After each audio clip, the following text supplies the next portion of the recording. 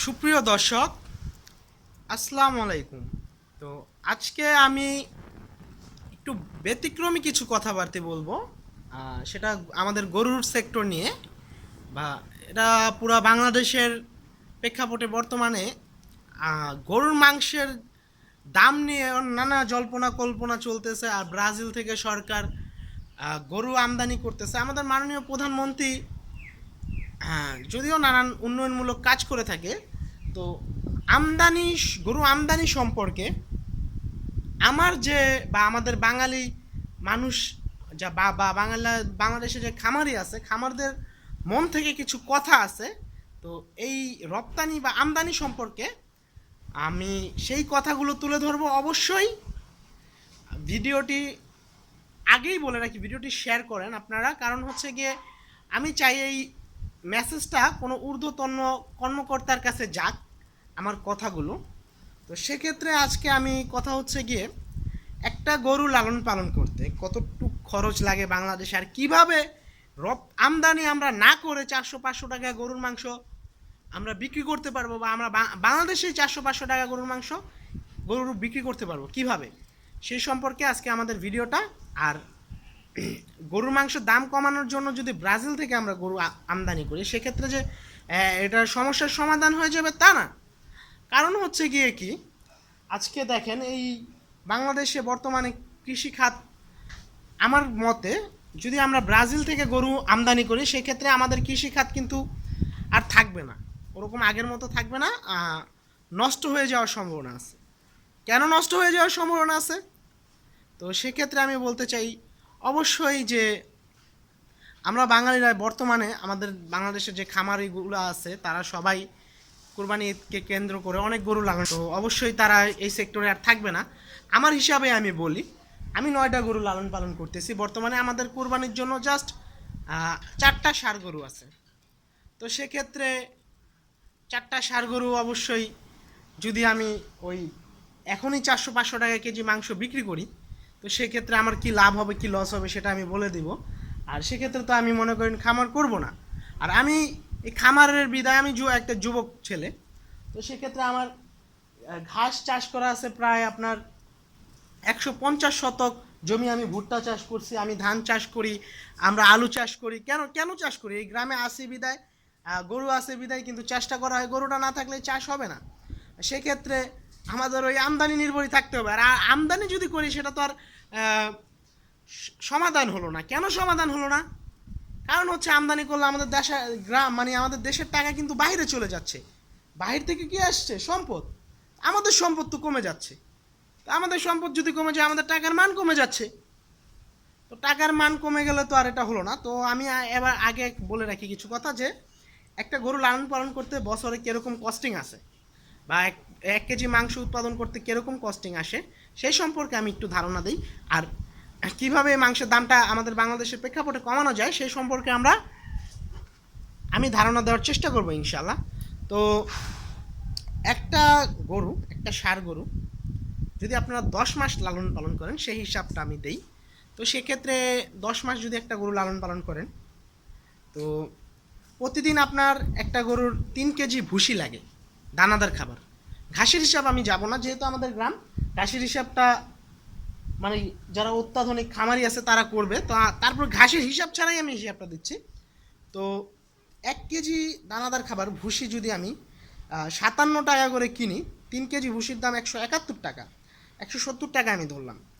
আর labour খরচ আছে 80 টাকা, একটা গরু পার গরুতে 80 টাকা, বেশি টাকা ধরি নাই, একদিনে 80 টাকা লেবার খরচ। আর তাহলে প্রতিদিন হচ্ছে গিয়ে আপনার 250 টাকা একটা গরু। যদি একটা গরু প্রতিদিন 250 টাকা খাবার খায় লেবার খরচ সহ, তো সেক্ষেত্রে লেবার বলতে আমি নিজের পারিশ্রমিকটা ধরলাম। তো সেক্ষেত্রে আপনার মাসে একটা গরুর 7,500 টাকার খাবার লাগে। তো লেবার খরচ সহ 7,500 টাকার একটা গরু খরচ হয়। তো 10 মাসে যদি 75,000 টাকা খরচ হয়, তো অ্যাভারেজে 10 মাসে যদি 75,000 টাকা খরচ করি আমরা, তো সেক্ষেত্রে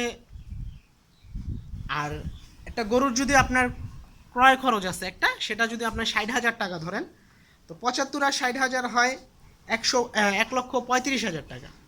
তো 1,35,000 টাকা একটা গরু 10 মাস লালন পালন করলে এবার আছে আপনার খরচ হয়। সেক্ষেত্রে আপনার সব মিলে সেই গরুটায় বর্তমানে মাংস হবে, যদি আপনি 10 মাস লালন পালন করেন, 4 মণ, 4 থেকে 4.5 মণ। তো 4 মণ মাংস হলে বর্তমানে আপনার 30,000 টাকা মণ হলো আপনার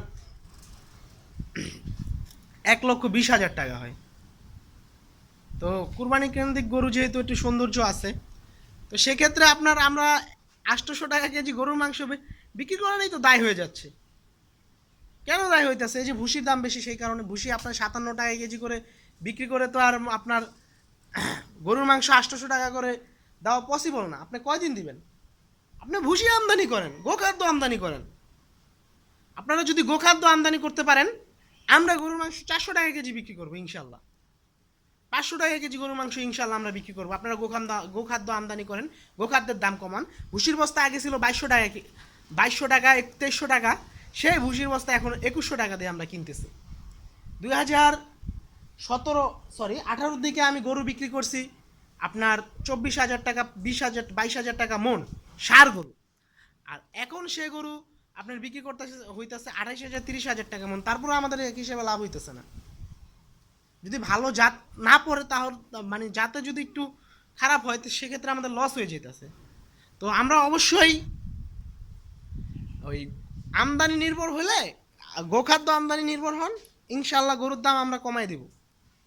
গোখাদ্য যদি আপনারা আমাদের বেশি না 1500 টাকাও, যদি 1400-1500 টাকা একটা অ্যাভারেজ রেটের মধ্যে যদি আপনারা ভুসি দিতে পারেন, 1400-1500 টাকা মণ, মানে হচ্ছে গিয়ে 40 কেজি যদি আপনারা 1400-1500 টাকায় দিতে পারেন, সেক্ষেত্রে আমরা আশ্বাস করতেছি যে আগামী 1 বছরের মধ্যে আমরা 4 থেকে 500 টাকা কেজি গরুর মাংস ইনশাল্লাহ বিক্রি করতে পারব। তো অবশ্যই কথাগুলো একটু ভাবনীয়, একটু করা, কিন্তু সত্যতা কিন্তু আছে এর মধ্যে।